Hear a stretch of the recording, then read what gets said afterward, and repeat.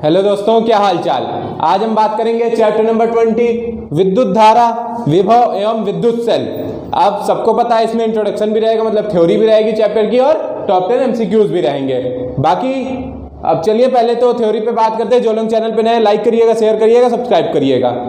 अब विद्युत धारा हेडिंग से देखेंगे। अब ज्यादा थ्योरी तो पढ़ेंगे नहीं, इतना समय है नहीं, क्योंकि पेपर भी अब बहुत करीब है। उसके बाद एमसीक्यूज मतलब बल लगाने हैं। विद्युत धारा, अब विद्युत धारा के चैप्टर में है विद्युत धारा। तो विद्युत धारा क्या होता है? विद्युत धारा किसी चालक पदार्थ में, किसी चालक पदार्थ में, कोई चालक पदार्थ है, मान लीजिए तार आ रहे, कोई भी चालक, सोना चांदी कोई भी है, किसी चालक पदार्थ में किसी दिशा में, किसी चालक पदार्थ में दो बिंदु ले लीजिए, तो किसी दिशा में, किसी भी दिशा में उसमें आवेशों के प्रवाह की दर को क्या बोलते हैं? विद्युत धारा। या फिर एक सरल सी परिभाषा, विद्युत धारा कोई पूछे तो आवेशों की प्रवाह की दर को धारा कहते हैं, विद्युत धारा कहते हैं। हो गया, विद्युत धारा किसे कहते हैं? आवेशों की प्रवाह की दर को विद्युत धारा कहते हैं। अब इसको प्रदर्शित किससे करते हैं? इसको आई से, स्मॉल आई से प्रदर्शित करते हैं। किससे प्रदर्शित करते हैं? स्मॉल आई से। आई बराबर Q बाई टी, ये एक फॉर्मूला होता है। अब विद्युत धारा कितने प्रकार की होती है? विद्युत धारा दो प्रकार की होती है, एक दिष्ट धारा और एक प्रत्यावर्ती धारा। दिष्ट धारा को हम लोग कहते हैं डीसी करंट, और प्रत्यावर्ती धारा को कहते हैं एसी करंट, मतलब डायरेक्ट करंट और अल्टरनेटिंग करंट। अब डायरेक्ट करंट क्या होता है? डायरेक्ट करंट जो केवल एक ही दिशा में प्रवाहित होती हो। दिष्ट धारा का तात्पर्य है, उस धारा से तात्पर्य है इसका जो एक ही दिशा में प्रवाहित होती हो, मतलब सीधे चलती रहेगी, मतलब एक ही दिशा में प्रवाहित अगर होगी तो डायरेक्ट करंट, मतलब दिष्ट धारा जो चिपका, अगर एक बार पकड़ ले तो फिर छोड़ता नहीं है जल्दी, डायरेक्ट करंट। अब बात करते हैं प्रत्यावर्ती धारा पे।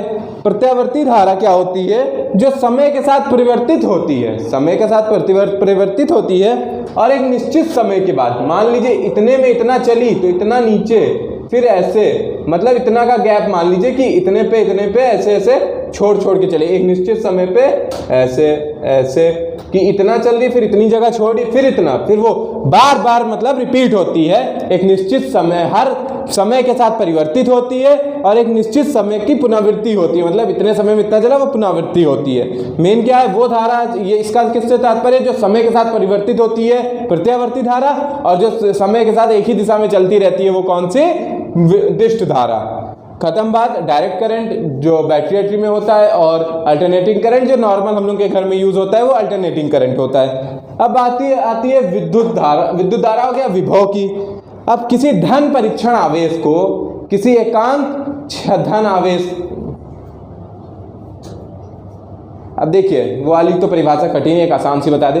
किसी एकांक धन आवेश को, किसी एकांक धन आवेश को अनंत से किसी एक बिंदु पे विद्युत क्षेत्र के भीतर किसी बिंदु तक लाने में किया गया कार्य, मान लो ये विद्युत क्षेत्र है, ये अनंत मतलब इनफाइनाइट से कोई एक धन आवेश को यहाँ तक लाने में जो इस बिंदु द्वारा किया गया कार्य होगा, क्या होगा? विद्युत विभव होगा।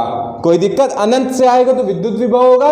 अब मतलब विद्युत क्षेत्र तक लाने, अनंत से किसी धन परीक्षण आवेश को विद्युत क्षेत्र के भीतर लाने में उस बिंदु पर किया गया कार्य विद्युत विभव कहलाता है। इसे V से प्रदर्शित करते हैं, और इसका फॉर्मूला क्या होता है?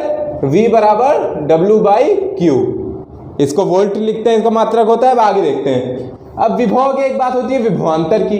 अब विभवांतर क्या होता है? विद्युत क्षेत्र के भीतर एक बिंदु से दूसरे बिंदु तक आप धन परीक्षण आवेश को लाने में किया गया कार्य, मतलब अभी अनंत से ला रहे थे, अब इसको उसी क्षेत्र में एक बिंदु से दूसरे बिंदु तक लाने में किया गया कार्य उस बिंदु पर विभवांतर कहलाता है, या विभवांतर कहलाता है। एक बिंदु से दूसरे बिंदु तक, जो बड़ा वाला होता है उससे दूसरे वाले माइनस कर देते हैं, वो बात आती है। V बराबर, ये मिटा दूं, V बराबर V1 V2 माइनस V1, ये लिख सकते हैं फॉर्मूला उसका।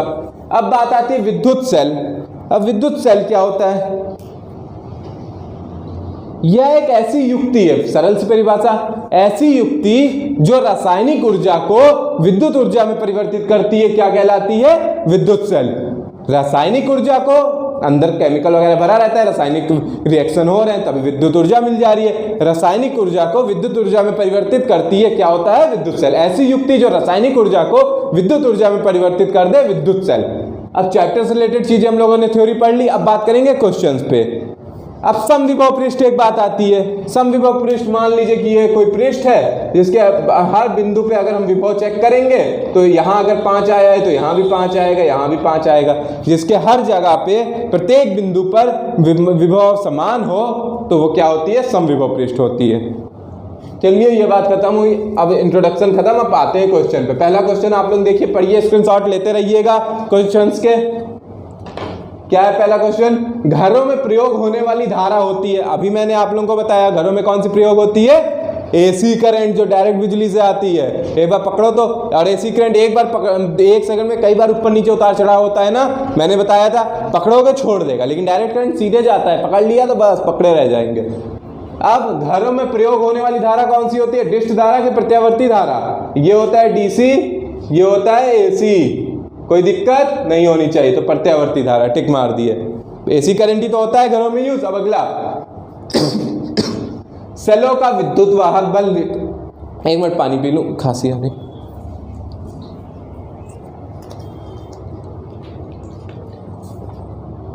तब तक क्वेश्चन पढ़िएगा, पढ़ते हैं। सेल का विद्युत वाहक बल निर्भर करता है। सेल का विद्युत वाहक बल किस पर निर्भर करता है? इलेक्ट्रॉन की प्रकृति पर कि बीच की दूरी पर। अब बात आती है विद्युत वाहक बल क्या होता है।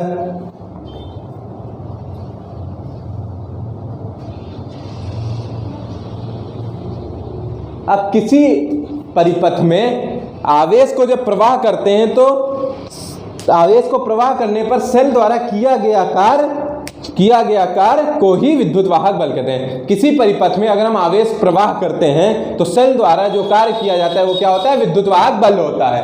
अब सेल का विद्युत वाहक बल निर्भर करता है दूरी पे नहीं करता है, इलेक्ट्रॉन की प्रकृति पे, किस तरह का इलेक्ट्रॉन है, कमजोर है, मजबूत है, अब कैसा वेग वाला है, ये सब चीज पे निर्भर करता है, तो इलेक्ट्रॉन की प्रकृति पर। अब किसी चालक तार में वैद्युत धारा का प्रवाह होता है। कोई चालक तार है, तार, अब धारा का प्रवाह किससे होता है? या तो इलेक्ट्रॉन से या तो कोटर से। तो यहाँ पे आयन की बात ही नहीं, धन आयन ऋण की कोई बातें नहीं, आयनों द्वारा क्यों? इलेक्ट्रॉन हर जगह समझ लीजिए इलेक्ट्रॉन ही के द्वारा प्रवाह होता है। तो किसी चालक तार में वैद्युत धारा का प्रवाह होता है मुक्त इलेक्ट्रॉनों के कारण। किसके कारण? मुक्त इलेक्ट्रॉनों के कारण। अगला देखते हैं, विद्युत सेल स्रोत है। विद्युत सेल जो है वो किस चीज का स्रोत है? विद्युत धारा का या विद्युत ऊर्जा का? बताओ जल्दी, जल्दी सोचिए सब लोग, सब में 2-2 सेकंड 3-3 सेकंड का समय देंगे। विद्युत धारा किस चीज का स्रोत है? अरे विद्युत सेल, अरे विद्युत ऊर्जा का ही तो स्रोत है, विद्युत धारा का क्यों है? विद्युत ऊर्जा का स्रोत है वो। सेल क्या है? ऊर्जा का स्रोत है, हमें विद्युत देती है, ऊर्जा देती है। किसका है? विद्युत ऊर्जा का स्रोत है।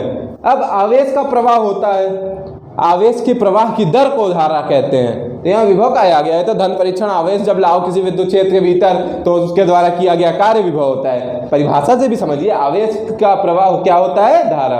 आवेशों का प्रवाह की दर धारा होती है। चलिए इसको इरेज करते हैं, फिर आगे की बात करते हैं अगले क्वेश्चन नोट करने पे।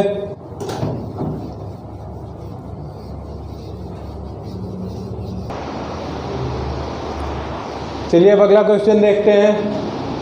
क्वेश्चन नंबर 6, बंद की को प्रदर्शित करते हैं। स्विच, फिजिक्स वगैरह में जैसे जब कोई परिपथ बनाते हैं तो स्विच वगैरह ऐसे बनाते हैं, ऐसे ऐसे।